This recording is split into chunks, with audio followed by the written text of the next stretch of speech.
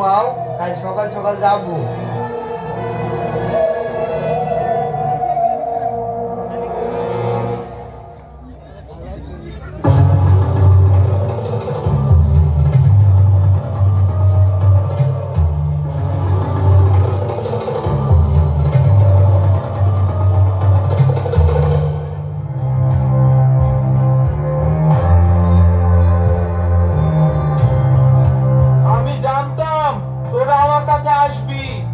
কাল রাতে কি ঘটেছে আমি সব এখান থেকে বসে দেখেছি।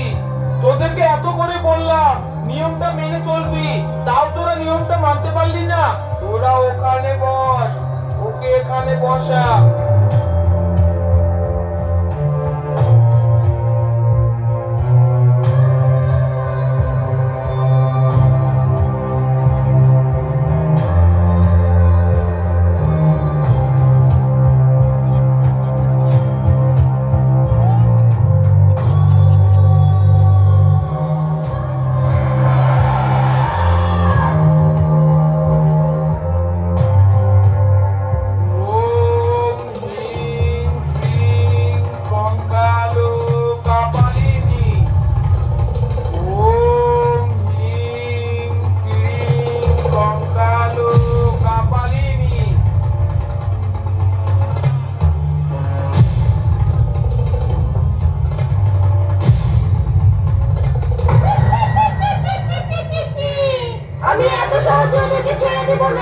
আমি আমার মৃত্যুর প্রতিশোধ নেবই।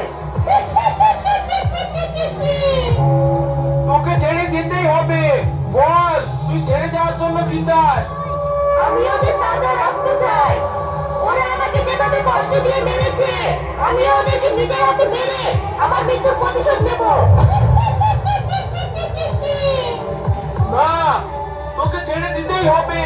এই মেয়েটার দেহ থেকে তোকে বেরিয়ে যেতেই হবে। না, আমি বেরোবো না। আমি আমার মৃত্যুর প্রতিশোধ নেব, তারপরেই বেরোবো। বেরোবি না? তোকে বেরোতেই হবে। না বেরোলে তোকে এই বোতলের মধ্যে সারা জীবন বন্দি করে রাখবো। তুই বল কি নিলে তোর আত্মা শান্তি হবে? তার বিনিময়ে তুই এদেরকে ছেড়ে দিবি। কি রে, কথা বলছিস না যে? কথা বল, তা না হলে তোকে এক্ষুনি এই বোতলের মধ্যে বন্দি করে রাখবো। আমি ওদেরকে ক্ষমা করতে পারি, আমি যেটা বলবো সেটা যদি ওরা মেনে নেয়। বল কি করলে তোর আত্মা শান্তি পাবে? আমি গরিব ঘরের মেয়ে বলে ওরা আমাকে নির্মমভাবে অত্যাচার করেছে। আমার সংসার করার খুব ইচ্ছে ছিল, কিন্তু ওদের জন্য আমার সংসার করা হয়নি। তাই ওরা যদি কোনো গরিব ঘরের মেয়ে টাকা পয়সা দিয়ে বিয়ে দিয়ে দেয়, আর সে যদি সুখী সংসার করতে পারে, তাহলে আমার আত্মা শান্তি পাবে। ঠিক আছে, তাই হবে। তাহলে তোরা মেনে নিচ্ছিস তো? হ্যাঁ সাধু বাবা, প্রীতি তুমি আমাদেরকে ক্ষমা করে দিও। ঠিক আছে, তুই শাবনামের দেহ থেকে